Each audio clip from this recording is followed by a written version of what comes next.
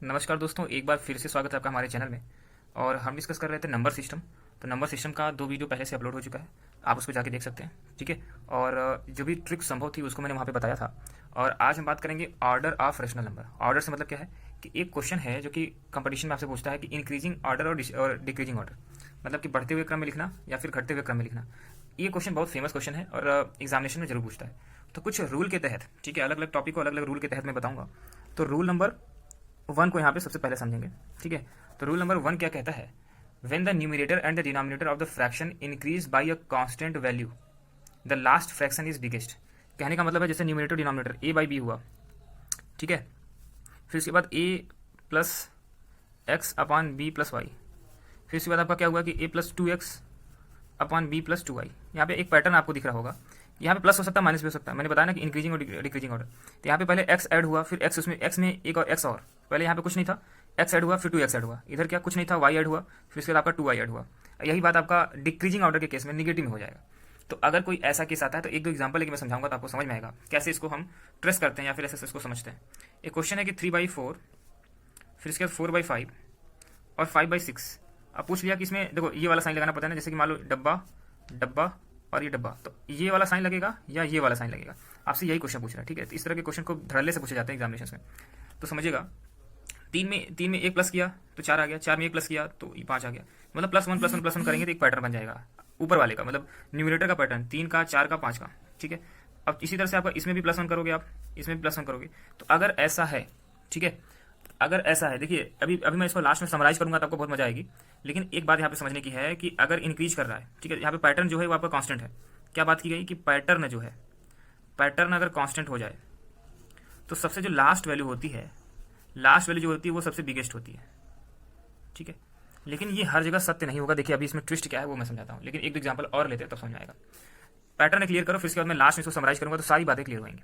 Question number 2 कहता है 2/5, 4/7 और 6/9। देखने वाली बात क्या है कि 2 में 2 जोड़ोगे 4, 4 में +2 करोगे तो 6, 5 में +2 करोगे तो 7, 7 में +2 करोगे तो 9। ये तरीका हुआ। अब मैंने क्या बताया था आपसे, यहाँ पे +2, यहाँ पे +2। ठीक है। तो अगर कांस्टेंट इंक्रीज हो रहा है, ठीक है, तो कहने का मतलब जो लास्ट वाला नंबर होगा, जो लास्ट नंबर होगा वही सबसे बड़ा होगा। हिंदी में भी थोड़ा सा लिखता हूँ, वही सबसे बड़ा नंबर होगा। तो 2 एग्जाम्पल के द्वारा आपको ये जरूर समझ आ चुका होगा कि क्या कुछ होने वाला है। ठीक है। अब यहाँ पे आप देख रहे हो कि x = y है। कौन सा केस है, x = y। यहाँ पे मैंने x y को आपको बताया है कि ऊपर जिससे प्लस हो रहा है उसी से नीचे भी प्लस हो रहा है, या फिर ऊपर जिससे माइनस हो रहा है उसी से नीचे भी माइनस हो रहा है। मतलब +2 होता है तो +2 होता है, इधर +1 होता है तो +1 होता है। तो ये हो गया पहले तरीके का क्वेश्चन। ऐसा हमेशा जरूरी नहीं है, ऐसा हमेशा जरूरी नहीं है कि आपका x = y का ही केस है। जैसे मैंने कहा कि a/b, फिर अगला आपका a + x अपॉन b+x आ जाए, ऐसा हर जगह हो जरूरी नहीं है। इस केस का हमने तरीका देख लिया। अब दूसरा केस ये हो सकता है कि a/b हो, अगला a + x हो और नीचे क्या हो कि b + y हो, प्लस a + 2x हो जाए और b + 2y। लेकिन पैटर्न बनेगा, लेकिन x का 2x होएगा, लेकिन यहाँ पे y का 2y हो जाएगा। ठीक है। तो अब अगर केस सेम नहीं होगा तो उसमें 2 तरीका बनता है, 2 कंडीशन बनती है। अब यहाँ पे देखिएगा कंडीशन क्या क्या बन सकती है, 2 बातें हो सकती है यहाँ पे। एक तो हो सकता है कि अगर x > y हो जाए, या फिर x < y हो जाए। ठीक है। तो अब समझिएगा कि x < y होगा तो क्या केस होगा, x < y होगा तो क्या केस होगा। ठीक है। अब यहाँ पे एक क्वेश्चन लेकर के मैं आपको समझाने की कोशिश करूंगा कि क्या कुछ होने वाला है। ठीक है। सो केस 1 ले ही लेते हैं, यहाँ पे केस फर्स्ट ले लेते हैं कि अगर x < y हो जाए तो क्या होगा। ठीक है। उसका सिंपल सा फंडा है, अगर ये होगा ना तो सबसे लास्ट वाली जो वैल्यू होगी, लास्ट वाली जो वैल्यू होगी वही सबसे बड़ा होगा, वही सबसे बड़ा नंबर होगा। ठीक है। ये बहुत ही इंपॉर्टेंट मैं बता रहा हूँ, इसमें काफी लोग कंफ्यूज होते हैं। ठीक है। और आपके पास कंपटीशन एग्जाम में समय नहीं होता, तो अगर लास्ट में आप देख रहे हो कि आपका क्वेश्चन छूट रहा है तो एटलीस्ट आप इसको ट्राई कर लीजिए, आपका हो सकता है। तो अब देखिए मैं एक क्वेश्चन एग्जाम्पल लेकर के समझा दूँ। जैसे कि एग्जाम्पल मैंने लिया भी था, लेकिन एक एग्जाम्पल और लेते हैं। ठीक है। एग्जाम्पल कुछ इस तरीके से है कि 1/8, 4/9 और 7/10। अब आपको इसको इंक्रीजिंग ऑर्डर में, मतलब बढ़ते हुए क्रम में दिखाना है, तो क्या हो सकता है, या फिर तो 1/8 सबसे बड़ा होगा, ये बड़ा होगा। पहले पैटर्न एक बार जरूर चेक कर लिया करो, क्या कुछ पैटर्न सेम है क्या। एक में 3 जोड़ोगे, +3 करोगे तो 4 आएगा, 4 में +3 करोगे तो 7 आएगा। नीचे देखते हैं तो 8 में +1 करो तो 9 आएगा, 9 में +1 करो तो ये आएगा। अब ऊपर वाली जो +3 इंक्रीजिंग वैल्यू क्या है, +3, इसी को तो हम x बोल रहे थे ना। नीचे की वैल्यू +1 है, इसी को तो हम y बोल रहे थे। यहाँ पे स्पष्ट दिख रहा है कि x < y, क्योंकि हर आदमी जानता है कि 3 जो है 1 से बड़ा होता है। ठीक है। हर गरीब आदमी जान सकता है इस बात को। तो यहाँ पे संभावना जो थी ये थी कि x < y होने की। अगर ये केस हुआ तो आप हमेशा जानो कि सबसे सबसे लास्ट वाली वैल्यू ही सबसे बड़ी वैल्यू होगी। इसका मतलब क्या हुआ कि 1/8 जो है वो सबसे छोटा होगा, फिर उसके बाद आपका 4/9 छोटा होगा, फिर उसके बाद और लास्ट में आपका सबसे बड़ी वैल्यू आएगी 7/10। तो प्लीज़ इसको मत भूलिएगा, क्योंकि ये बहुत ही इंपॉर्टेंट ट्रिक है, ट्रिक कह सकते हैं या फिर करिए कॉन्सेप्ट है। ट्रिक कहना हर जगह जरूरी नहीं होता, ये आपका कॉन्सेप्ट है, ठीक है। इसमें कोई शॉर्टकट में नहीं बता रहा, मैं केवल आपको इसके अंदर की बात समझा रहा हूँ कि एक्चुअल में क्या हो रहा है, ठीक है, फंक्शनिंग कैसे हो रही है, ठीक है। सेकंड केस यहाँ पे जो बनता था, केस नंबर 2 जो बनता था, वो बनता था कि x is less than y, ठीक है। x अगर लेस देन y हो जाए तो क्या होगा। देखिए यहाँ पे 2 केस बनता है कि अगर x लेस देन y हो गया तो x/y की जो वैल्यू आती है वो, यहाँ पे भी 2 केस बनेंगे, समझिएगा। वो अगर ग्रेटर देन फर्स्ट नंबर, यहाँ पे मैं लिखता हूँ कि फर्स्ट नंबर से बड़ा हो जाए, ये हो सकता है। दूसरा केस हो सकता है कि x/y जो है वो लेस देन फर्स्ट नंबर, पहला नंबर कुछ भी हो अगर उससे छोटा हो जाए तो क्या होगा, आप समझिएगा। अब इसको मैं यहाँ पे ब्लैक पेन से दिखाता हूँ कि आपको क्या क्या होने वाला है। x/y जो लिखा हुआ है यहाँ पे, x/y की वैल्यू अगर फर्स्ट नंबर जो लिखा हुआ है, सीरीज का पहला नंबर लिखा है, उससे अगर बड़ी वैल्यू होती है x/y की, चाहे वो आपका x लेस देन y रहे तो आप समझिएगा कि जो सबसे लास्ट नंबर जो होगा बड़ी वैल्यू होगी, ठीक है। दूसरा कंडीशन क्या है कि अगर x/y की वैल्यू फर्स्ट नंबर से छोटा हो जाए तो आप समझिएगा कि पहली वैल्यू है वही सबसे बड़ी हो जाएगी। एक एग्जांपल लेके समझाते हैं, सारी बात क्लियर हो जाएगी।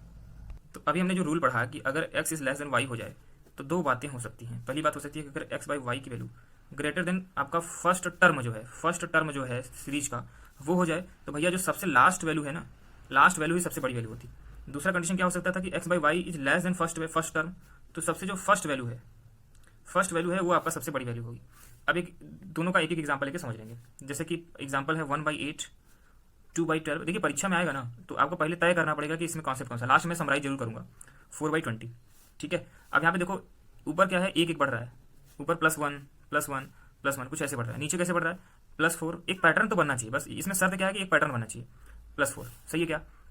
अगर ये कर दिया इसका मतलब क्या है कि ऊपर x की वैल्यू आई 1, y की वैल्यू आई 4, तो मतलब x/y की वैल्यू आ गई 1/4। ये बात समझ में आई, ठीक है। अगर x/y की वैल्यू 1/4 आई और पहली वैल्यू फर्स्ट टर्म में क्या है, फर्स्ट टर्म है 1/8 और x/y की वैल्यू आई 1/4। अब आपको तय करना है कि ऊपर मैंने 2 कंडीशन बताई कि x/y की वैल्यू फर्स्ट टर्म से बड़ी होनी चाहिए या x/y की वैल्यू फर्स्ट टर्म से छोटी होनी चाहिए, तो क्या सही बैठता है। तो फर्स्ट टर्म 1/8 है, इसको कुछ विद्वान लोग 1.25 के को लिखना भी उचित समझते हैं, ठीक है। और इसको कुछ विद्वान लोग 1.250 समझते हैं।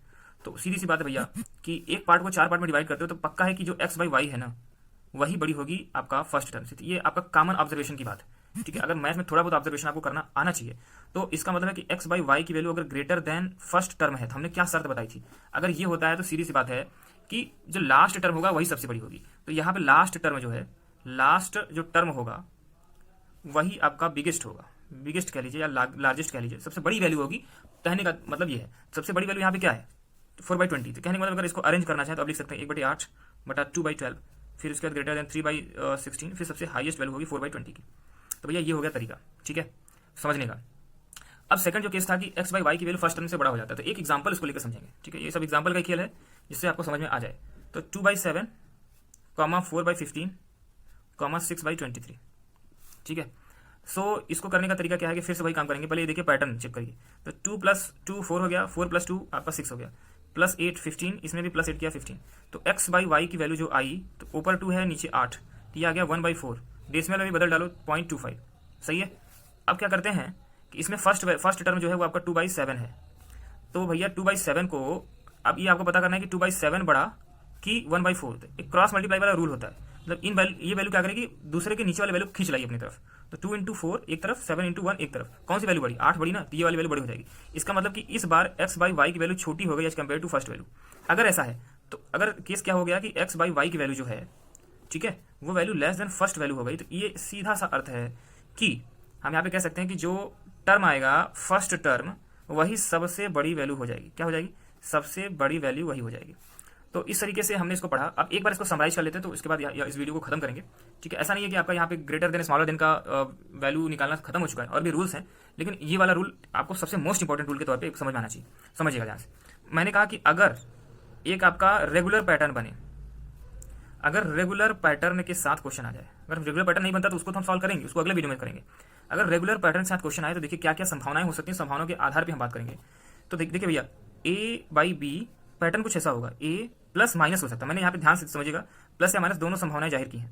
B ± y हो जाए comma A plus minus 2x upon B plus minus 2i, comma and so on. ऐसा है पैटर्न। इसी पैटर्न के क्वेश्चन को सॉल्व करने का तरीका अलग अलग केस में अलग अलग तरीका। फर्स्ट केस जो हो सकता है वो ये हो सकता है कि x इक्वल टू वाई हो जाए। अगर x इक्वल टू वाई हुआ तो सीधा सा बात है कि जो लास्ट वैल्यू होगी ना तो वो आपका बिगेस्ट वैल्यू होगी, ठीक है, वो आपका बिगेस्ट वैल्यू, सबसे बड़ी वैल्यू होगी, सबसे बड़ी वैल्यू होगी। सेकंड केस है कि अगर x अपन वाई जो है, अब यहाँ पे तो यही बात आ रही है ना कि x अपन वाई जो है वो ग्रेटर देन 1 हो जाए। कहने का मतलब क्या है पता है, इसको x is greater than y लिखते हैं। तो फिर से वही बात कि जो आपका लास्ट वैल्यू होगा वो आपका सबसे बड़ी वैल्यू होगी, सही है। तीसरा केस ये बनता है कि अगर x अपॉन वाई की वैल्यू लेस देन 1 हो जाए, फिर इसमें दो केस बनता है। दो केस क्या है कि x अपॉन वाई की वैल्यू हो सकता है कि फर्स्ट वैल्यू से ग्रेटर हो, या फिर x अपॉन वाई की वैल्यू हो सकता है कि लेस देन आपका फर्स्ट वैल्यू हो। तो अगर ये केस है x अपॉन वाई की value greater than first value है तो समझिए कि जो लास्ट वाली वैल्यू है वही सबसे बड़ी वैल्यू होगी, उस सीरीज का लास्ट वैल्यू सबसे बड़ी वैल्यू होगी।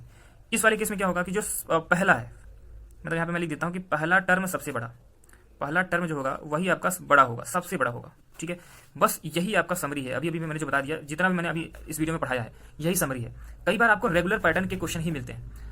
भगवान ने करे अगर आपको इरेगुलर पैटर्न के क्वेश्चन मिल गए तो इसके लिए आपको अगला वीडियो देखना पड़ेगा। और इसी तरह के वीडियोस को देखने के लिए या फिर कोई अदर टॉपिक आपको नहीं समझ आता तो उसको समझने के लिए हमारे चैनल को सब्सक्राइब कर सकते हो, कमेंट सेक्शन में कमेंट कर सकते हो। धन्यवाद।